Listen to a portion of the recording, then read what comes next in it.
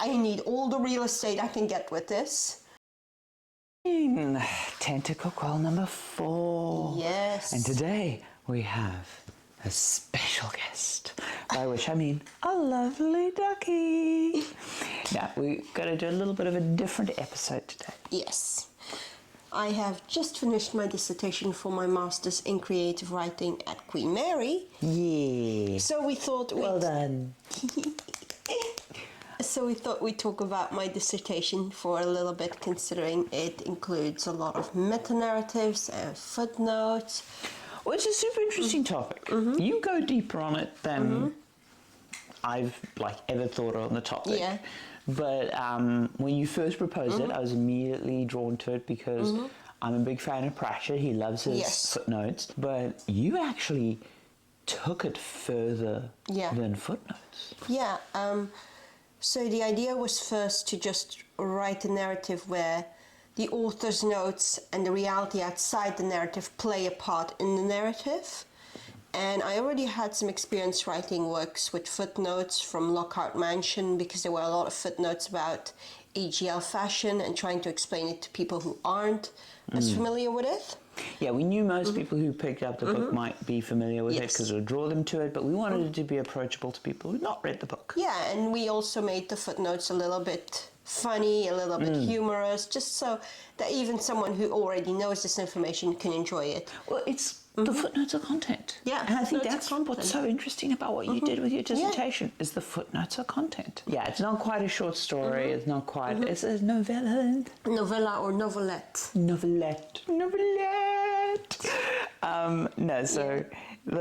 Briefly, because people can't read it, but Of briefly, course, the story is eldritch horror. It's kind of has got some Lovecraftian intertextuality, but the basis of the story is there is this author rewriting an old story. An old legend. An old legend, indeed, in a far future.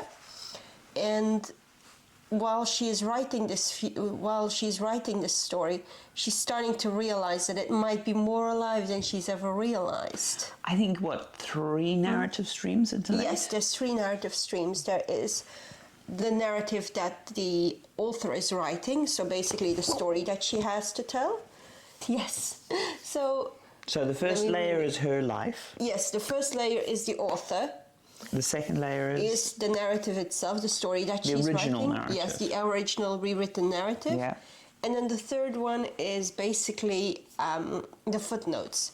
So kind of there's like a past, present, and future going on, because the past is the narrative that she's writing, the present is her reality as she is writing it, and the future is in the footnotes as it's trying to explain to the readers of this old narrative these concepts of scarcity and what salmon was. So you know from those footnotes that we're far in the future, away from where this narrative is taking place. Yeah, because you don't go out of your way to really explain much in this, because which I really enjoyed. I really enjoyed that, as the reader, the first time you realize that the author herself is in a post-scarcity society is when she footnotes the word scarcity. Yes. And you start to you put little bits together in terms of world building where you're like, oh, so that's what the author's life is like and stuff.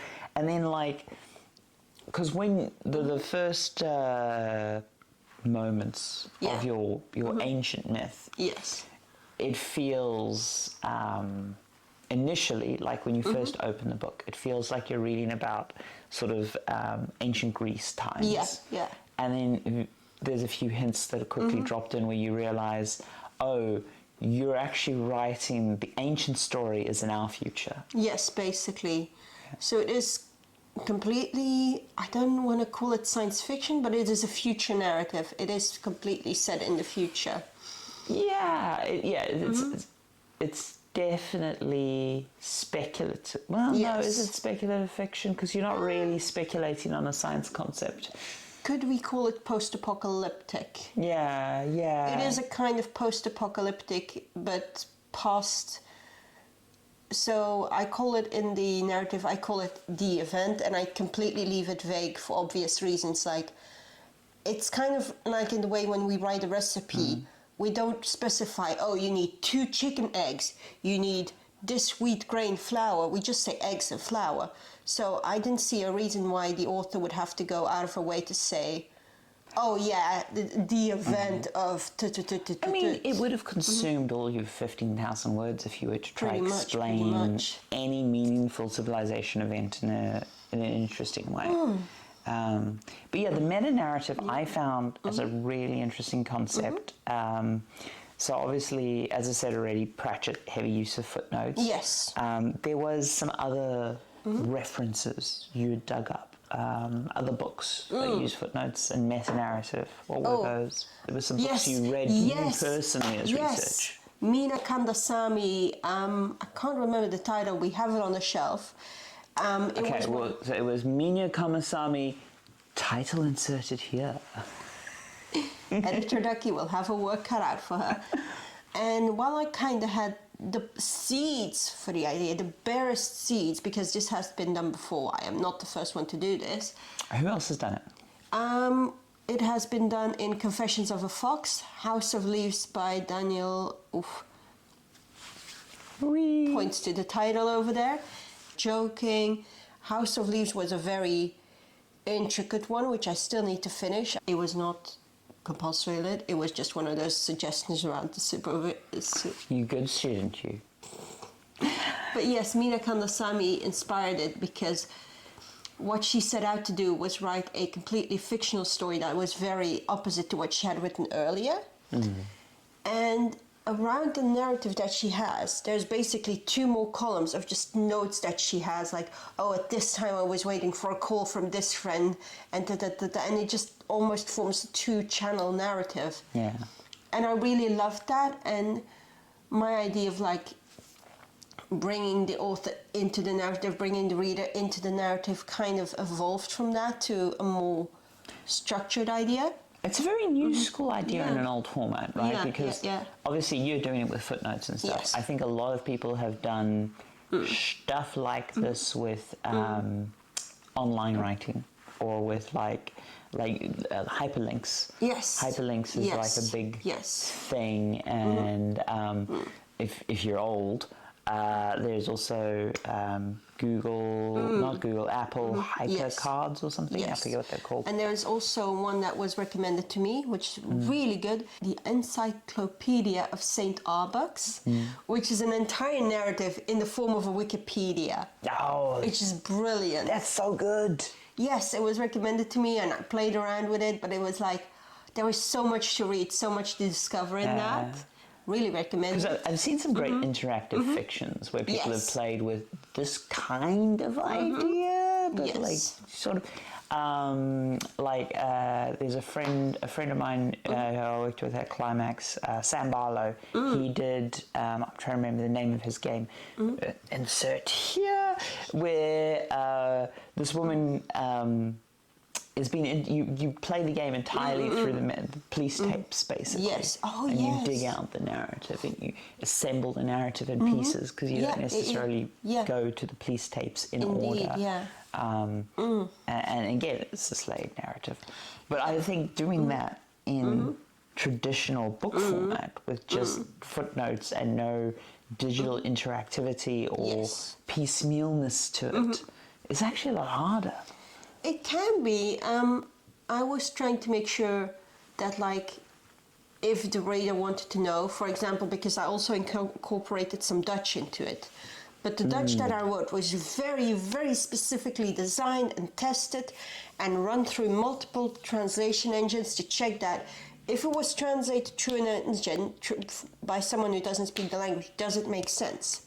I think also, I mean, I'm biased because obviously Afrikaans and English, and I get a lot, especially with the Flemish and such. But I think even people who mostly just speak English could infer a lot from another Germanic language. Yes, it was also kind of designed for that as well. For example, if I used the word cabin in English, I would use cabine in Dutch, which is, of course, very similar looking. So I deliberately not altered, but designed the language in that piece very specifically to be as easy to comprehend as the reader wants or not want. The reader could also just skip it. There would be a little bit like, oh my god, I can't believe X said this afterwards. But if you wanted the full thing, then you could either translate it, just try and read it yourself. So it's basically, you never know how much energy the reader has at that point or wants to put into your work. Well, on that note, I will say it's a delightful read. Thank you. You take quite a literally, you take a complex literature methodology and you do quite a lot with it. Yes. But you write a very silly, fun, Yes. compulsive story where you want to read through it, and it's light-hearted enough that as a reader it feels like a light read, which is an accomplishment considering you are weaving three narratives together, and as I say, you're doing quite a lot of gymnastics that the reader has to go through. Yes. But I never felt while reading the piece that there was ever, I never felt like it was a heavy read. It always felt like a light and fun read. I also have a thing about post-apocalyptic stuff being very dramatic, being very sad, and I just wanted to... There is stuff happening in the narrative that isn't as great, but I wanted to mostly have it be a positive thing, something that you come away with thinking like, oh, that was nice, or that was sweet, and I particularly love the ending. No, the ending's adorable. The ending's absolutely adorable. That was. It's a really nice piece. I think you've really accomplished something with that. You're technically most sophisticated writing for sure. Definitely. It also helped that it was a very constrained piece. It could only be 15,000 words at the maximum level. You could add in an introduction, a thank you to, an conclusion, but I was like, I need all the real estate I can get with this. So I just used every single word. I think it was exactly 15,000 words in the end. And that also was a real big challenge because it was a length I'm not familiar with. Like, I've done a few short stories, like up to like 10,000 words. I've done quite a few novels, but that sweet spot in the middle, 15,000, that seemed really long and really short at the same time. Yeah, it's long enough that you don't just sit down and read it necessarily in one sitting, but it's short enough you're pretty much guaranteed to read through it in a day or two. But yeah, no, lovely thing. And obviously you guys can't read it this week. Not yet. Not yet. But yeah, it's something we wanted to do. It's something we wanted to bring and have a chat about. And occasionally, not too often, we will have these little special episodes. Yes. But again, I haven't got much to promote at the moment. NaNoWriMo is about to begin. Yes. But mostly I just want you guys give us some feedback. Whatever you're listening this to on, hit us up on Twitter, leave a comment in the little thing down there if there's comments. If you're on Spotify, answer the question, whatever all the things are. It's lovely to hear from people. Yes. And yeah. I'm still working on the new book and starting a course soon, so let's see. That'll be a lot of fun. Yeah, get your NaNoWriMo pens out. Yes. And get ready for a very busy month. Indeed. Bye. Bye.